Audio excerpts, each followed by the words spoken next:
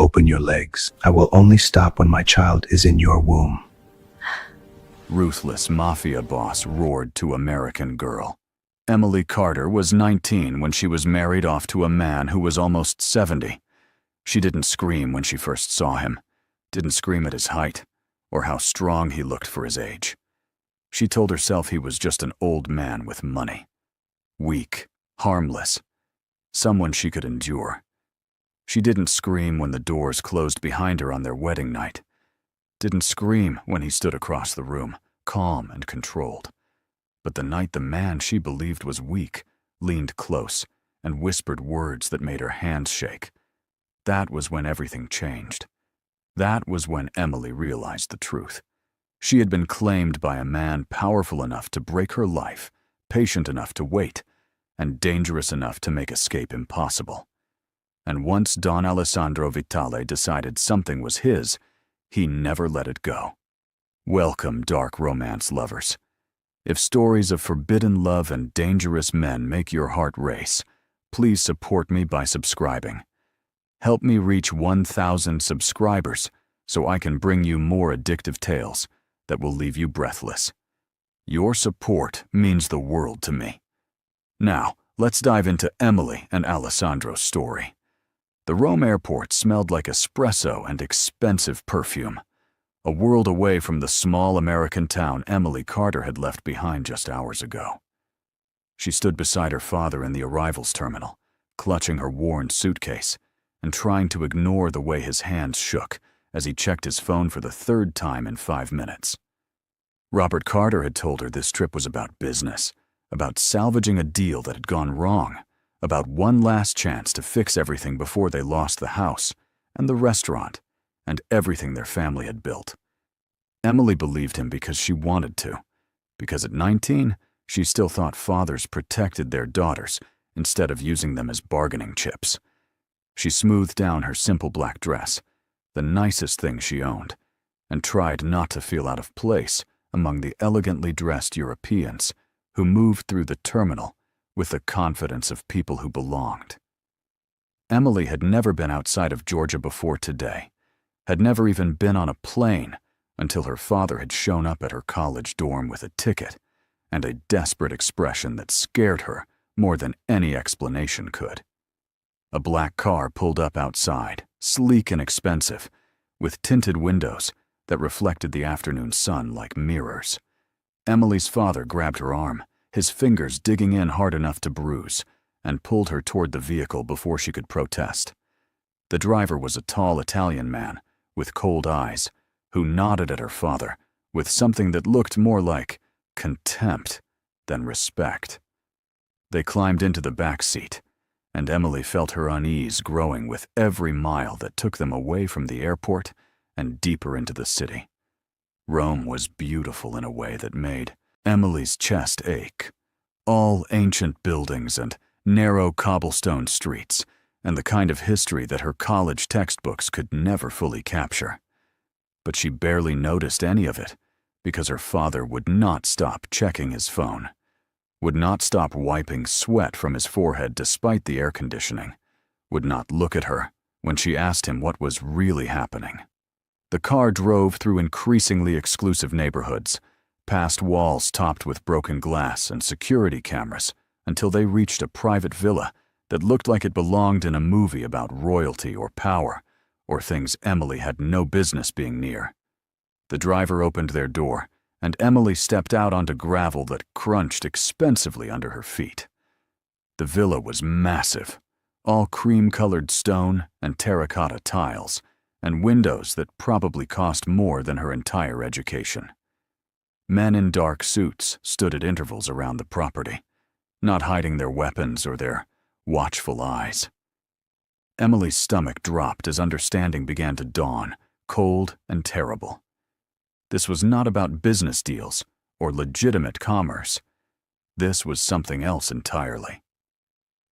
Her father walked toward the villa's entrance with the defeated posture of a man approaching his execution, and Emily followed because she had no other choice. The front door opened before they could knock, revealing an elderly man in an immaculate suit who looked at Robert Carter the way someone might look at an insect they were deciding whether to crush. He spoke in rapid Italian, his tone clipped and impatient, and Emily's father nodded repeatedly, his face going pale. Then the man's eyes shifted to Emily, assessing her with the cold calculation of someone evaluating merchandise, and she felt her skin crawl. They were led through marble hallways, lined with Renaissance paintings and sculptures that belonged in museums. Emily counted at least a dozen more armed men as they walked, all of them watching her father with expressions that ranged from disgust to anticipation.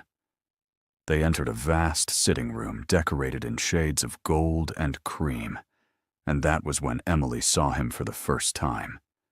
Don Alessandro Vitale sat in a leather chair that might as well have been a throne, his presence filling the room despite his stillness. He was old, probably in his late 60s, but age had not diminished him the way Emily expected. Instead, it had refined him into something harder and more dangerous than youth could ever achieve. Alessandro was tall, even while sitting, with broad shoulders and a posture that spoke of military discipline or violent experience. His hair was silver gray, slicked back from a face that would have been handsome if not for the coldness in his dark eyes. He wore a three-piece suit that probably cost more than Emily's father made in a year, and his hands, resting on the arms of his chair, were scarred in ways that suggested he had not always commanded violence from a distance. When Robert Carter entered the room, he actually bowed, his back bending in a gesture of submission that made Emily want to vomit. Alessandro did not acknowledge the bow immediately. He was looking at Emily with an intensity that made her want to step backward, to hide, to run. But she forced herself to stand still, to meet his eyes even though every instinct screamed at her to look away. Alessandro studied her face, her body, her clenched fists, and then he smiled, a small curve of his lips that held no warmth whatsoever. He said something in Italian, his voice deep and measured, and the room seemed to hold its breath. Robert Carter began speaking quickly, his words tumbling over each other in desperate explanation. Emily caught phrases like, "I can pay," and "just need more time," and "she has nothing to do with this." But Alessandro raised one hand, and her father immediately fell silent. The power dynamic was so clear, it might as well have been written on the walls. Alessandro owned this room, these men, and apparently Emily's father as well. Alessandro stood slowly, unfolding to his full height, which had to be at least 6'3". He moved with the controlled grace of a man who had spent decades training his body for violence, and Emily realized with a shock that he was not weak at all. Age had not diminished Alessandro Vitale, it had weaponized him. That evening, Emily was shown to a guest room that was larger than her entire dorm suite. The furniture was antique and expensive, the bed piled with pillows that probably cost more than her textbooks. But the windows were barred, beautiful wrought iron that was still unmistakably a cage, and when Emily tried the door, she found it locked from the outside. She sat on the edge of the bed, her hands shaking, and tried to understand what was happening. Her father had not spoken to her since they arrived. He had avoided her eyes, refused to answer her whispered questions, left her alone in this beautiful prison without explanation. Hours passed. Emily paced the room, tested every window, searched for anything she could use as a weapon or a tool. She found nothing useful, just expensive decorations and soft fabrics, and the kind of luxury that felt like a mockery of her situation. Around midnight, she heard voices in the hallway, her father's desperate tone, and another man's calm Italian responses. Emily pressed her ear against the door, trying to understand, but they were too far away and speaking too quickly. The next morning, her father finally came to her room. He looked like he had aged 10 years overnight, his face gray and his eyes red-rimmed. Emily stood up from the bed where she had barely slept, her body tense with questions and fear. Robert Carter closed the door behind him and leaned against it as though it was the only thing holding him upright. Then he told her the truth, his voice flat and empty of everything except despair. He owed money, not to banks or legitimate creditors, but to people who did not accept bankruptcy or payment plans or anything except complete repayment with interest that had been compounding for 3 years. He had borrowed to save the restaurant after the fire, then borrowed more to cover the first loans, then borrowed more still until the debt had grown into something impossible. Alessandro Vitale controlled the syndicate that held Robert Carter's life in its hands. The debt was now over $2 million, an amount that might as well have been $2 billion for all the chance Emily's father had of repaying it. Emily listened to this confession with growing horror and rage. "Why did you bring me here?" she demanded, her voice shaking. "What do you expect me to do about your debts?" Robert Carter finally looked at her, and Emily saw something in his eyes that made her blood run cold. "Alessandro has made an offer," he said quietly. "He will erase the entire debt, every dollar. In return, you will marry him." The words did not make sense at first. Emily's brain tried to process them, to fit them into some logical framework, but they refused to form coherent meaning. "Marry him?" she repeated. "The old man? You are joking." But her father's face told her he wasn't joking. Emily started laughing, a high-pitched sound that bordered on hysterical, because the alternative was screaming or crying or both. "This is insane," she said. "This is human trafficking. This is illegal. We are in Italy, not the Dark Ages. You cannot just sell your daughter." "Alessandro Vitale can do whatever he wants," her father said, and there was a terrible finality in his voice. "He owns half of Rome. He has connections in government, police, courts. If I refuse his offer, I will disappear into a prison where no one will find me. Or I will simply disappear. And you, Emily, you will be left with nothing. No family, no money, no way to finish school. So you would rather I marry a man old enough to be my grandfather?" Emily's voice had gone cold and hard. "You would rather sell me to save yourself?" Her father flinched, but did not deny it. "Alessandro has promised you will be treated well," he said. "You will want for nothing. You will live in luxury.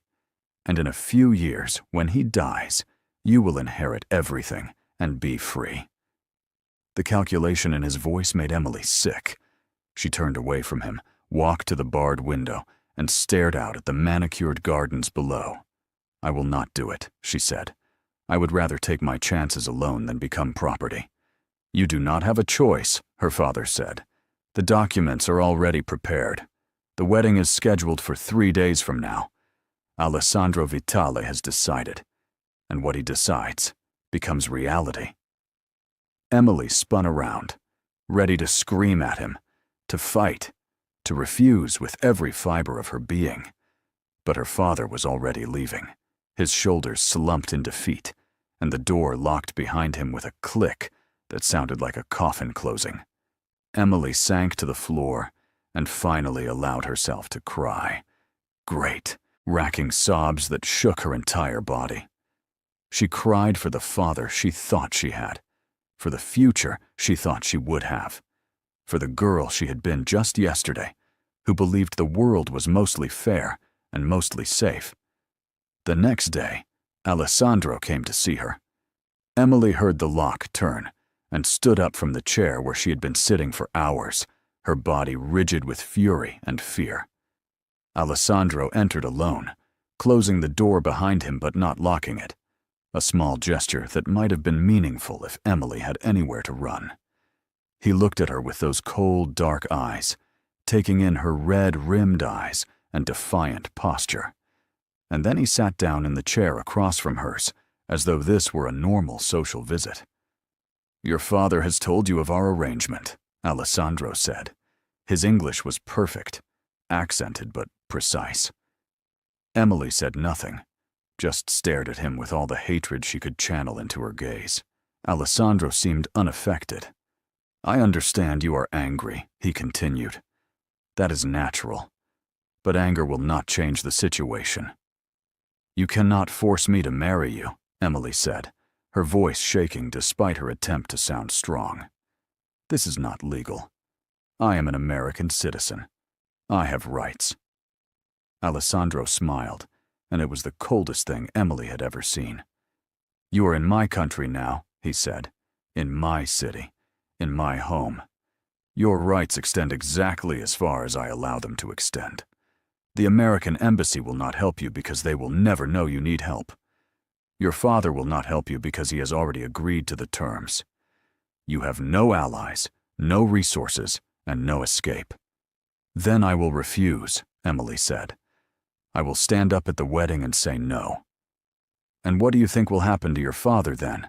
Alessandro asked, his tone conversational. "Do you think I will simply forgive the debt and send you both home?"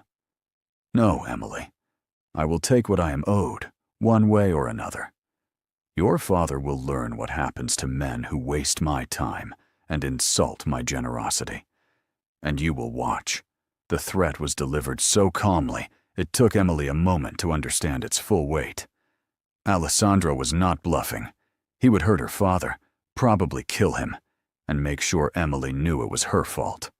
She felt the trap closing around her, felt her options narrowing to a single terrible choice.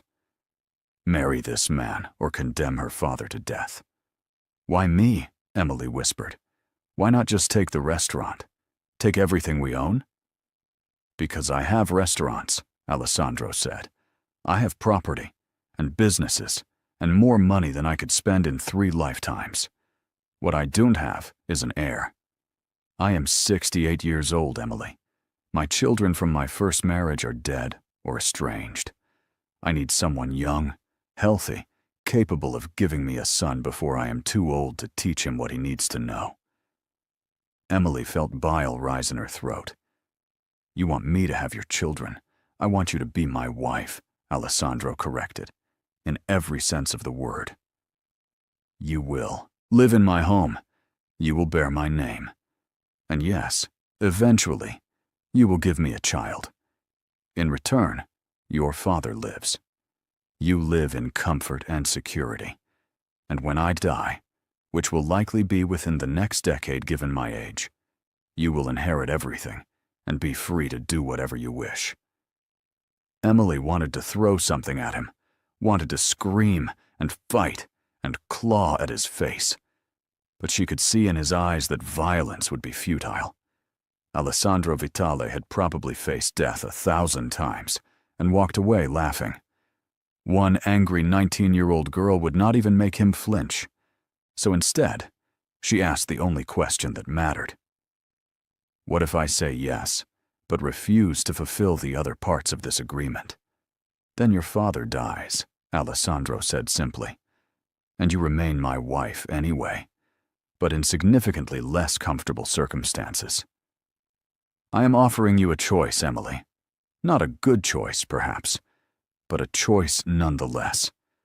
Be my willing wife and live well, or be my reluctant wife and live very differently. Either way, you are mine." He stood then, buttoning his suit jacket with precise movements. "You have until tomorrow morning to decide," he said. "I suggest you choose wisely." After he left, Emily sat in stunned silence. She had no doubt Alessandro meant every word. This was not a man who made empty threats or bothered with unnecessary cruelty. He was simply stating facts, laying out the terms of her new reality, with the same calm he might use to discuss the weather. Emily spent that night thinking about running, about fighting, about somehow escaping this nightmare. But every scenario ended the same way, with her father dead and Emily hunted by an organization that had resources she could not begin to imagine. By morning, she had made her choice. When Alessandro returned, Emily looked him in the eye and said the words that would change her life forever. "I will marry you." Alessandro nodded as though he had never doubted her answer. "Wise decision," he said. "We will be married in 3 days. I suggest you rest and prepare yourself." The wedding was held in a private chapel on Alessandro's estate, with only a handful of witnesses and a priest who looked more terrified than reverent. Emily wore a white dress that Alessandro's staff had provided, expensive lace and silk that fit her perfectly, because of course Alessandro would have her measurements. She walked down the short aisle alone, her father notably absent. Alessandro had decided Robert Carter did not deserve to give away what he had already sold. Emily spoke her vows in a voice that did not shake, looking at Alessandro's face and seeing nothing but calm satisfaction. When he slid the ring onto her finger, a massive diamond that probably cost more than her college tuition, Emily felt the weight of it like a shackle. They were pronounced husband and wife, and Alessandro kissed her briefly, a press of lips that was more about claiming than affection. Then it was over, and Emily Carter was now Emily Vitale, property of a man who terrified her. That night, Emily stood in Alessandro's bedroom, which was now her bedroom as well, and waited. The room was masculine and luxurious, all dark wood and leather, and the faint smell of expensive cologne. She had changed into a nightgown that one of the house staff had left for her, white silk that fell to her knees and made her feel exposed despite covering everything. Her hands shook as she heard Alessandro's footsteps in the hall, heard the door open and close. She expected violence, or at least demand, expected to be used like the property she now was. But Alessandro walked past her to the window, loosening his tie without looking at her. "You are afraid," he observed, his back still turned. "What do you think?" Emily replied, unable to keep the bitterness from her voice. Alessandro turned then, his eyes traveling over her with an expression she could not read. "I do not force women," he said. "I never have. You are my wife, and eventually that will mean intimacy. But not tonight. Tonight, you will sleep. I will sleep. And we will begin to build an understanding." Emily did not know whether to feel relieved or insulted. "So what was the point of all this?" she demanded. "The marriage, the threats, the control?" "The point," Alessandro said, walking toward her slowly, "is that you are mine now. Legally, publicly, completely. But I am patient enough to wait until you stop seeing me as your enemy and start seeing me as your husband." "I will never see you as anything but the man who bought me," Emily said, her voice shaking with rage and unshed tears. Alessandro stopped in front of her, close enough that she could feel the heat from his body. "We will see," he said quietly. "Now sleep.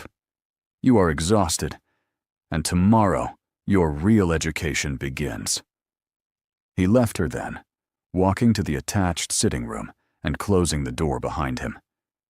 Emily stood alone in the massive bedroom, trying to understand what had just happened. Alessandro Vitale, the ruthless Don who had forced her into marriage, had just given her the first night of her imprisonment without laying a hand on her. Emily did not trust the gesture, but she could not deny the relief flooding through her body. She climbed into the bed, which was large enough for 5 people, and cried herself to sleep. The next morning, Emily woke to find Alessandro already gone. A woman in her 50s entered with breakfast on a tray, introducing herself as Sophia, the head of household staff.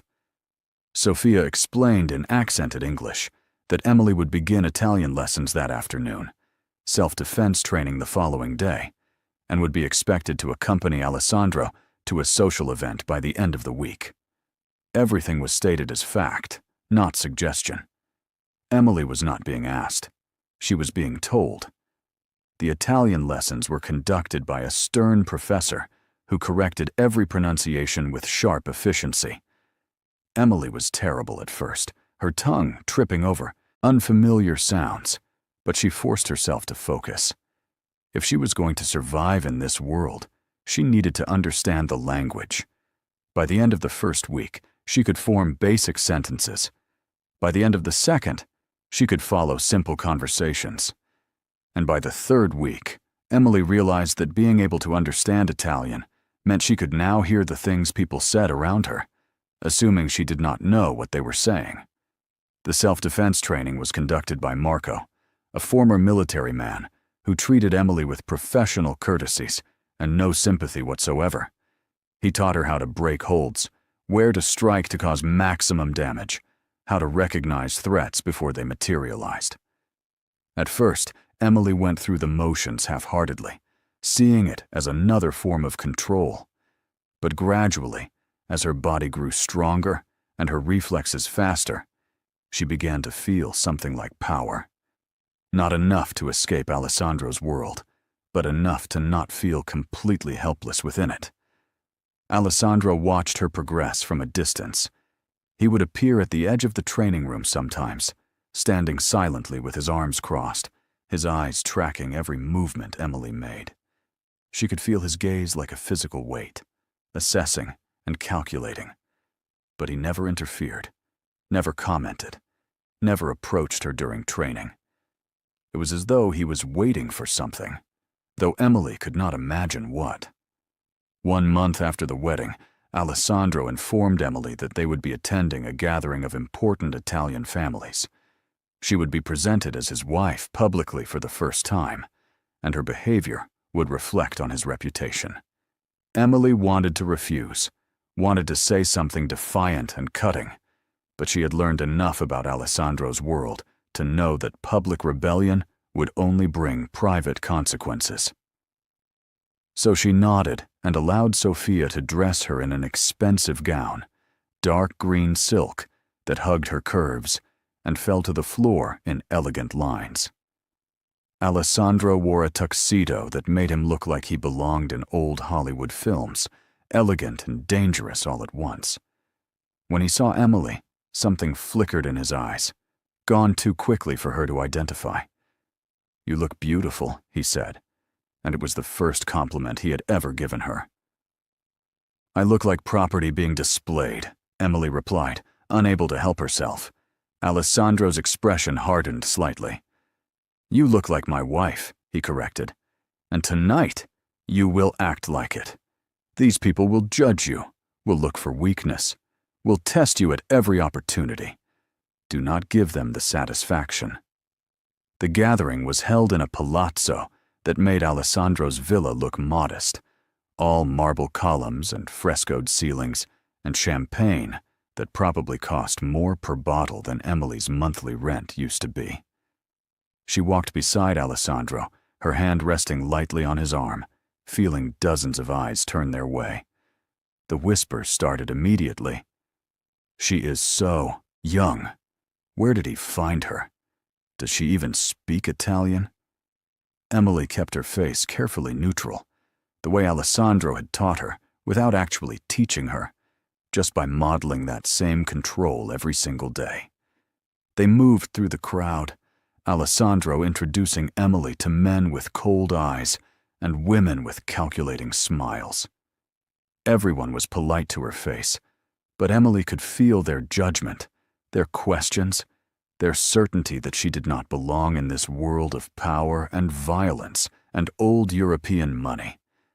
She answered questions about her background vaguely, the way Alessandro had instructed, giving away nothing real about herself or her family. She smiled when appropriate and stayed silent when not, playing the role of ornamental wife with the skill of someone who had no other choice. Then a man approached them, younger than Alessandro, but still probably in his 50s, with the kind of handsome features that had probably gotten him anything he wanted when he was younger. He greeted Alessandro warmly in Italian, then turned his attention to Emily with a smile that made her skin crawl. "This is your new wife?" he said in English, his eyes traveling down her body with obvious appreciation. "You always did have excellent taste, Alessandro." Alessandro's hand tightened on Emily's waist, a gesture so subtle she almost missed it. "Thank you, Dante," he said, his voice cool. "Emily, this is Dante Rossetti, an old associate. Dante took Emily's free hand and kissed it, his lips lingering longer than necessary. "So beautiful," he murmured, "and so young. Tell me, Cara, what does a girl like you see in a man like Alessandro?" The question was designed to embarrass, to undermine, to make Emily feel like the bought property she was. She felt Alessandro's body tense beside her, felt the room's attention focusing on them, waiting to see how she would respond. Emily pulled her hand away from Dante with deliberate slowness, then looked him directly in the eye. "I see a man who does not need to ask stupid questions to feel powerful," she said clearly. "Perhaps you should try it sometime." The room went silent. Dante's smile froze on his face, his eyes flashing with anger. Several people nearby made small sounds of shock or amusement. Emily held Dante's gaze, refusing to back down, her heart pounding so hard she could hear it in her ears. Then Alessandro did something that shocked everyone, including Emily. He laughed, a genuine sound of amusement that cut through the tension like a knife.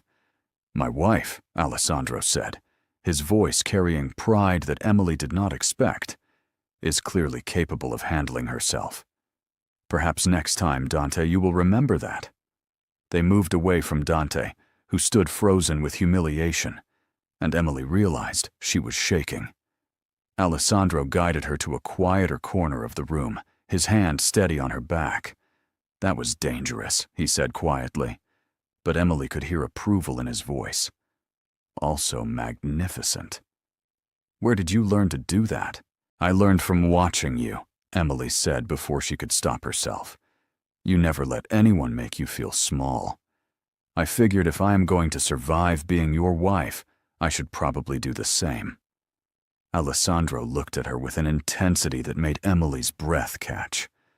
"You are learning faster than I expected," he said. "That pleases me." "I am not trying to please you," Emily replied, but the words came out softer than she intended. "I know," Alessandro said, and for the first time since she met him, he smiled at her with something that might have been genuine warmth. "That is part of what makes you interesting." Over the following weeks, Emily noticed a shift in how Alessandro treated her. He sought out her company more often, asking her opinions on art in his collection or books she had read. He began taking her to quieter restaurants in Rome, where they could talk without the pressure of his world watching. He still maintained distance physically, still slept in the sitting room adjoining the bedroom, but Emily could feel something building between them, something that terrified and intrigued her in equal measure. One evening, they were sitting in Alessandro's private study after dinner, drinking wine and discussing Emily's progress with Italian. She had been reading Dante's Inferno in the original, struggling through the archaic language, but determined to prove she was not the uneducated American everyone assumed. Alessandro listened to her stumbling through a passage, then gently corrected her pronunciation. His hand brushed hers as he pointed to a word, and Emily felt electricity shoot up her arm. She pulled away quickly, startled by her own reaction. Alessandro noticed, his dark eyes studying her face. "You are afraid of me," he said quietly. "Still?" "Yes," Emily admitted. "You control everything about my life. You bought me like property. Why would I not be afraid?" "Because I have not hurt you," Alessandro said. "Because I have kept every promise I made, given you freedom within the boundaries of this life, treated you with respect despite having every right to demand obedience. What more must I do to prove I am not your enemy?" "You could let me go," Emily said, but there was less conviction in her voice than there should have been. Alessandro set down his wineglass and moved closer to her, close enough that Emily could smell his cologne and see the faint silver stubble on his jaw. "I will never let you go," he said, his voice dropping to something almost gentle. "You are mine, Emily, but that does not mean you must be my prisoner. It could mean something else entirely, if you would allow it." "What could it possibly mean?" Emily whispered, her body frozen between the urge to flee and something else she did not want to name. It could mean partnership, Alessandro said. It could mean mutual respect and protection, and the kind of loyalty that builds empires. It could mean that you stop seeing yourself as captured and start seeing yourself as chosen. Liu Ai did not choose this, Emily protested, but her voice was weak. No, Alessandro agreed, but you can choose what it becomes from here. You can choose to remain my reluctant bride, or you can choose to become my willing wife. Either way, I will treasure you. But one path leads to coldness and distance. The other leads to something more. His hand came up to cup her face, his thumb brushing across her cheek with surprising tenderness. Emily knew she should pull away, should maintain the anger that had sustained her through these terrible weeks. But instead, she found herself leaning into his touch, her body betraying the walls her mind had built. Alessandro's eyes darkened with something that looked like triumph and desire mixed together, and he leaned forward slowly, giving her time to move away.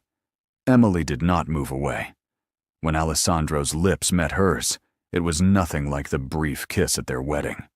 This was hungry and possessive and claiming, a kiss that demanded response and promised things Emily was not ready to think about. She kissed him back before she could stop herself, her hands coming up to grip his shoulders, feeling the solid strength of him beneath expensive fabric. Alessandro pulled her closer, one arm wrapping around her waist, while the other hand tangled in her hair, and Emily felt something inside her begin to crack and crumble. She pulled away suddenly, breathing hard, her eyes wide with shock at her own response. Alessandro let her go immediately, though his eyes remained dark, with barely controlled desire. Emily stood up on shaking legs, backing away from him. "I cannot do this," she said. "You are the man who bought me. You are my captor. I cannot want you." "But you do," Alessandro said, his voice rough. "I can see it in your eyes, feel it in how you responded. You want me as much as I want you, Emily. And that terrifies you more than anything I have actually done." Emily turned and fled the room, not caring how it looked, needing distance before she did something she could not take back. She heard Alessandro call her name but did not stop, running through the villa's halls until she reached the bedroom and locked herself inside. She leaned against the door, her heart racing and her body still humming from that kiss, hating herself for the truth in Alessandro's words. The next morning, Alessandro was distant and controlled, treating Emily with polite courtesy that somehow hurt worse than anger would have. He informed her that he would be traveling for business for 3 days, and that she would remain at the villa under guard. Emily wanted to be relieved by his absence, but instead, she felt bereft in a way that made no sense. She threw herself into her training and studies, pushing her body until Marco finally called a halt and insisted she rest before she injured herself. On the second day of Alessandro's absence, Emily was practicing Italian conversation with her tutor when she heard shouting from downstairs. Guards rushed past the study room, their weapons drawn, and Emily's tutor went pale. "Stay here," the woman whispered, but Emily's training kicked in before conscious thought. She grabbed the letter opener from the desk and moved to the door, listening. More shouting, this time closer, the sound of something breaking. Then gunshots, sharp cracks that made Emily's ears ring even from a distance. The tutor screamed and dropped to the floor, covering her head. Emily's mind raced through her options. Hide and hope the guards won the fight, or run and try to find a way out during the chaos. She chose neither, instead, positioning herself behind the door, with the letter opener raised, exactly as Marco had taught her. The door burst open and a man rushed in, weapon drawn and eyes wild. He saw the tutor on the floor and grabbed her, using her as a shield, his gun pressed to her temple. Emily moved without thinking, exactly as her training had drilled into her. She struck hard at the pressure point below his ear, and when he turned in surprise, she drove the letter opener into his shoulder with all her strength. The man screamed and dropped both the gun and the tutor, and Emily kicked the weapon away before he could recover. By the time Alessandro's guards burst into the room, Emily was standing over the wounded intruder, letter opener still in hand, her entire body shaking with adrenaline. The guards stared at her in shock, then quickly secured the attacker and escorted Emily to Alessandro's personal quarters, the most defensible location in the villa. Sophia appeared with blankets and tea, fussing over Emily like she was precious crystal rather than a captive bride. Alessandro returned within 2 hours, his helicopter landing on the villa's grounds, with the kind of speed that suggested he had broken every aviation regulation to get there. He burst into his quarters where Emily sat wrapped in blankets, his face a mask of controlled fury that melted into relief the moment he saw her unharmed.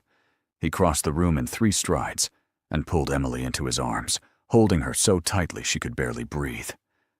"You are safe," he kept saying, the words almost like a prayer. "You are safe." Emily should have pushed him away, should have maintained the distance she had been trying to rebuild. Instead, she clung to him, her face buried against his chest, breathing in the scent of him and letting his solid presence ground her. When Alessandro finally pulled back to examine her face, his hands gentle on her shoulders, Emily saw something in his eyes that looked almost like fear. "They came for you," he said quietly, "because you are mine. Because they knew hurting you would hurt me more than any attack on my person could. This is my fault." "I fought back," Emily said, surprised by the steadiness in her own voice. "I am not helpless, Alessandro. You made sure of that." Alessandro's expression shifted to something Emily had never seen before, a mixture of pride and possessiveness, and something deeper that made her chest ache. "You used your training," he said. "You protected yourself and likely saved your tutor's life." "You are magnificent, Emily. Fierce and brave and completely unexpected." His hands came up to frame her face, and this time when he kissed her, it was different from before. This kiss was not about claiming or proving a point. It was about relief and fear, and the bone-deep need to confirm that she was real and alive. And as Emily kissed him back without reservation, her walls finally crumbling under the weight of everything that had happened, everything she had been denying. Alessandro lifted her without breaking the kiss, carrying her to his bedroom, the one she had never been allowed to enter. He laid her down on the massive bed with a gentleness that contradicted everything Emily thought she knew about him. His hands roamed over her body, checking for injuries she did not have, his eyes dark with desire and concern. Emily reached up and pulled him down to her, done with fighting, done with pretending she did not want this. What followed was tender and intense and overwhelming. Alessandro worshipped her with his hands and mouth, taking his time despite the urgency Emily could feel vibrating through his body. When they finally came together, Emily cried out, not from pain, but from the intensity of feeling connected to this man who she had hated and feared and now wanted, with a desperation that terrified her. Alessandro whispered to her in Italian, words Emily was not fluent enough to fully understand, but the emotion behind them needed no translation. Afterward, Alessandro held her against his chest, his hand stroking her hair with gentle repetition.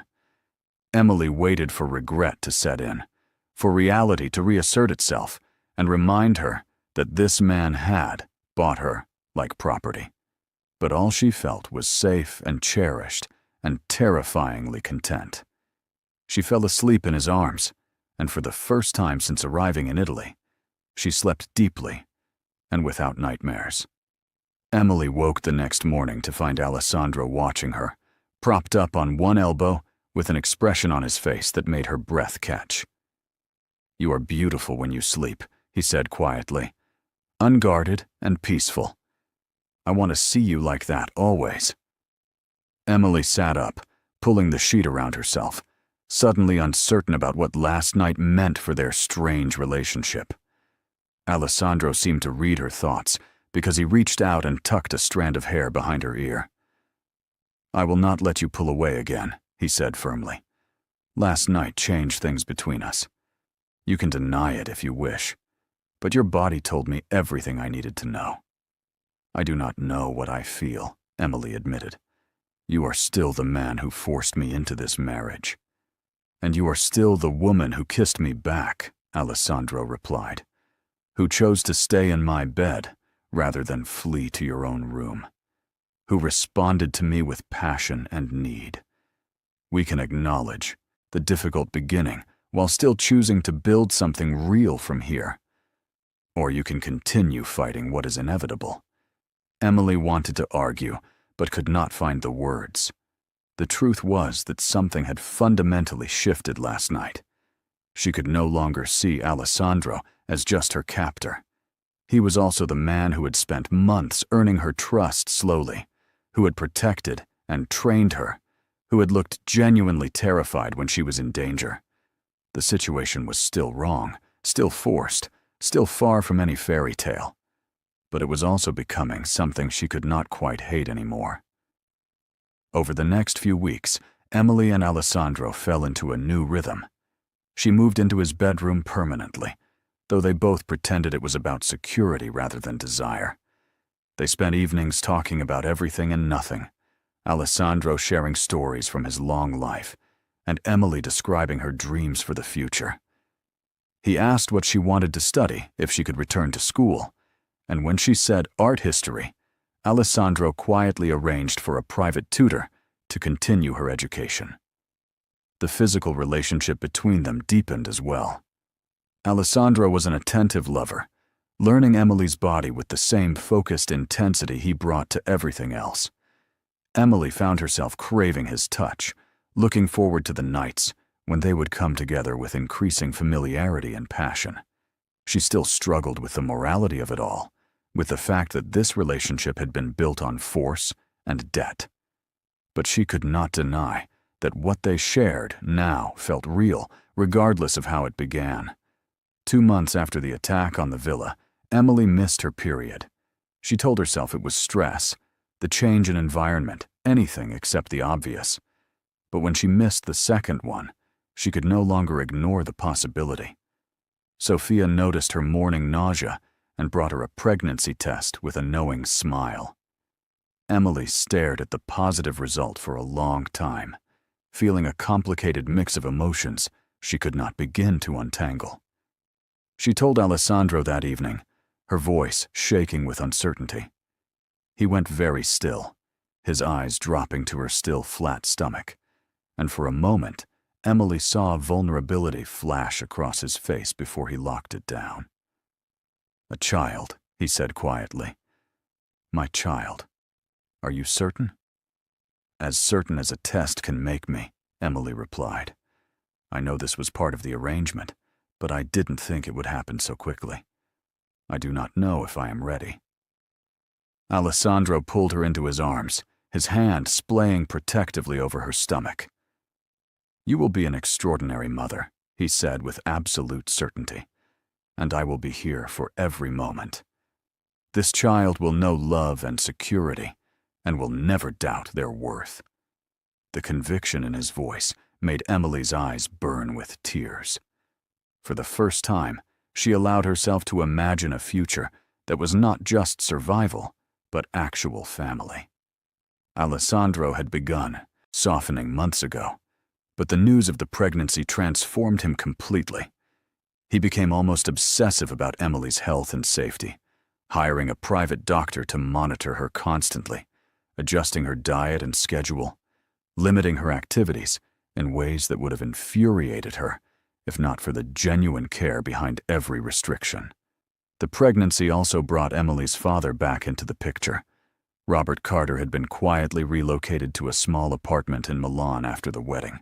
His debt erased, but his relationship with Emily fractured beyond easy repair. When he heard about the pregnancy, he showed up at the villa uninvited, demanding to see his daughter. Alessandro had him escorted to the sitting room where Emily waited, her hand protectively over her small baby bump. The confrontation was painful, but necessary. Emily told her father exactly how she felt about being sold, about his cowardice and selfishness. Robert tried to justify his choices, to explain the impossible position he had been in, but Emily cut him off. "You sacrificed me to save yourself," she said coldly. "That is the truth, and nothing you say will change it. I am building a life here now, a family. You can be part of it only if you can accept that I do not forgive you, and I may never forgive you. But I am willing to let you be a grandfather to this child if you can earn that privilege." Robert Carter left in tears, but something had shifted. Emily had taken back power in that relationship, had drawn boundaries that her father would have to respect. Alessandro watched the entire exchange from the doorway, pride evident in his expression. "You are stronger than you know," he told her later. "You face difficult things head-on rather than running. That is a gift." As Emily's pregnancy progressed, Alessandro made a decision that shocked everyone in his organization. He began the process of stepping back from the criminal enterprises that had built his empire. He started transferring control to trusted lieutenants, liquidating the most dangerous operations, and shifting his focus to legitimate businesses. When his second-in-command questioned the decision, Alessandro simply said that he wanted his child to grow up with a father, not a funeral. Emily watched this transformation with amazement. Alessandro was dismantling the very things that had defined him for decades, all because he wanted to be a better father than his past would allow. It was not a complete departure from power. Alessandro would always be connected to that world in ways that could not be fully erased.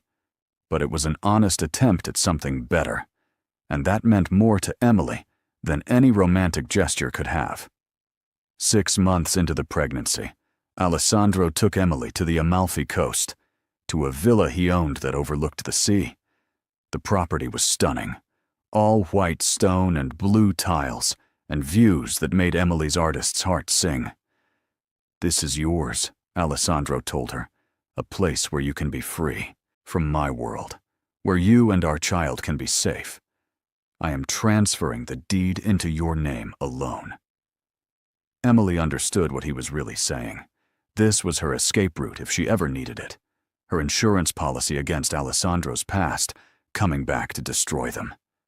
The gesture was more meaningful than any declaration of love could be, because it gave her real power, real choice. She kissed him on the terrace overlooking the sea, and for the first time, she said the words she had been holding back. "I love you." Alessandro's expression cracked, revealing the depth of emotion he usually kept locked away. "I have loved you since the moment you stood up to Dante Rossetti at that party," he admitted. "Since the moment I realized you were not afraid to be fierce in a room full of predators. You have changed me in ways I did not think possible at my age, Emily. You have given me reason to become better than I was." Their daughter was born on a warm spring evening, her cries filling the villa with life and hope. Alessandro held her with shaking hands, tears streaming unashamedly down his face as he counted her tiny fingers and marveled at her perfect features. They named her Sofia Maria, after the woman who had helped Emily survive those first terrible weeks, and Alessandro's late mother, who he had loved deeply. Emily watched Alessandro with their daughter and felt her heart expand in ways she had not known were possible. This man who had bought her, trapped her, and forced her into marriage had also given her security, protection, and eventually genuine love. Their story was not conventional or morally simple, but it was theirs, and it was real.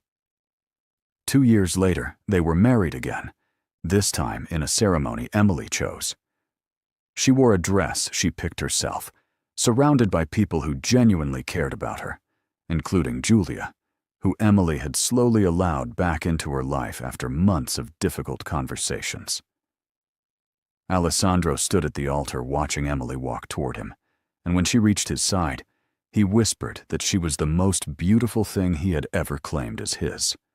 "We claimed each other," Emily corrected, and she meant it. What had begun as a transaction forced by debt and desperation had transformed into a partnership built on mutual respect, passionate love, and the kind of loyalty that could withstand anything. They had a son the following year, a healthy boy with his father's dark eyes and his mother's fierce spirit. Alessandro scaled back even further from his old life, focusing on his family and the legitimate empire he was building for his children. Emily completed her degree remotely and began curating for a small gallery in Rome, finding purpose beyond survival for the first time since arriving in Italy. On their 5th wedding anniversary, Emily and Alessandro stood on the terrace of their Amalfi Coast villa, watching their children play in the garden below. Alessandro wrapped his arms around Emily from behind, his chin resting on her shoulder. "Do you regret it?" he asked quietly. "If you could go back and change things, would you?" Emily was quiet for a long moment, considering the question honestly. "I regret how it began," she said finally. "I regret the fear and the force and the lack of choice. But I do not regret where we ended up. You became the man you needed to be for me, and I became strong enough to stand beside you. That is worth something." "It is worth everything," Alessandro said, pressing a kiss to her temple. "You are worth everything." Emily turned in his arms and kissed him, tasting salt air and expensive wine and the complicated love they had built from impossible circumstances. She had been 19 when she was married off to a man who was almost 70. She had not screamed then because she had not fully understood what was happening. But if someone asked her now what she had learned from it all, Emily would say this: "Sometimes the worst beginning can lead to the most unexpected happiness, and sometimes the man who claims you is also the man who sets you free." If this story touched your heart, if it made you believe in second chances and dangerous love that transforms into something beautiful, please leave a comment below. Tell me what type of content you would love to see on my channel, and I will make it available. Your support fuels every story I create, and I am so grateful for each and every one of you. Subscribe and stay for more addictive tales that prove love can bloom even in the darkest soil.